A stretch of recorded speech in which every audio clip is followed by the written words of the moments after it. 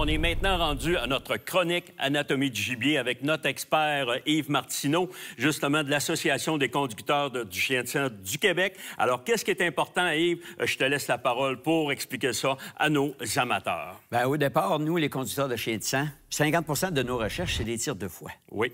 C'est pas que le chasseur fait un mauvais tir, c'est qu'il vise trop en arrière de la patte.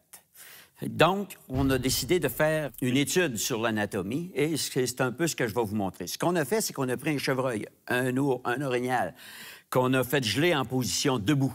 OK. Et je les ai tranchés en tranches pour prendre des photos de son anatomie. Donc, chaque ligne que tu vois, c'est une tranche que j'ai faite et j'ai pris une photo qui est identifiée par une lettre.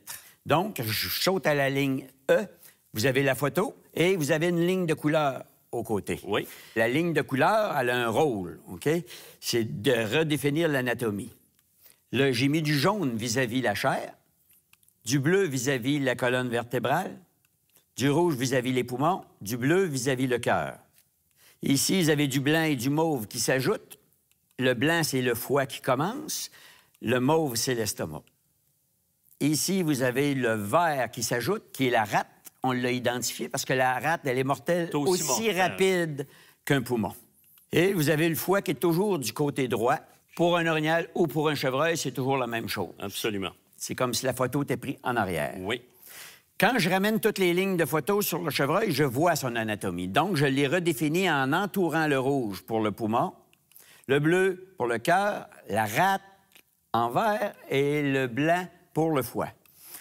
Donc, c'est ce que ça donne au niveau anatomie. C'est un scan que j'ai fait. Donc, on a redéfini le meilleur endroit où viser parce qu'ici, là, toute cette partie-là n'est pas vitale. C'est de la chair. Donc, il ne faut pas le compter quand on vise. Quand on vise, il faut tirer le premier tiers du bas parce que cette partie-là, ici, il ne faut pas la compter, c'est de la chair. Et sur ce sens-là, on tire vis-à-vis l'arrière de la patte. On ne tire pas en arrière de la patte, c'est vis-à-vis l'arrière de la patte. Excellent. Pourquoi? Parce que c'est le centre du poumon. Quand on vise pas le côté de notre cible, on vise le centre de notre cible. Et vous avez le cœur qui est juste en dessous. À l'endroit où c'est là, au centre du poumon, vous avez toutes les artères qui rentrent là, et au poumon, vous avez toutes les artères qui rentrent au cœur. Si vous passez une flèche ou une balle là, il se vide dans le temps de le dire. Ce qui tue la bête, c'est la perte sanguine qui est tellement grande que ça fait baisser la pression. Et c'est la baisse de pression qui tue. Et il n'y a pas d'os qui nuit à cet endroit-là pour l'archer. Absolument. Mais moi, Yves, je te pose une question. Écoute, la plupart des gens, puis on le sait, on a toujours été éduqués à justement tirer, en sortir de la patte, puis faire notre tir là. Si tu vises là, puis tu l'atteins là, tes poumons. Mais si tu arrives 2 pouces un petit peu plus en arrière, 2 pouces, c'est pas beaucoup, tu vas être fouet à la place. Donc, la marge de manœuvre est extrêmement mince. C'est pour te donner de la marge de manœuvre qu'il faut que tu avances ton tir. Je te comprends. Puis quand on parle de gros gibier, l'orignal est sensiblement la même chose. L'orignal, c'est la même chose.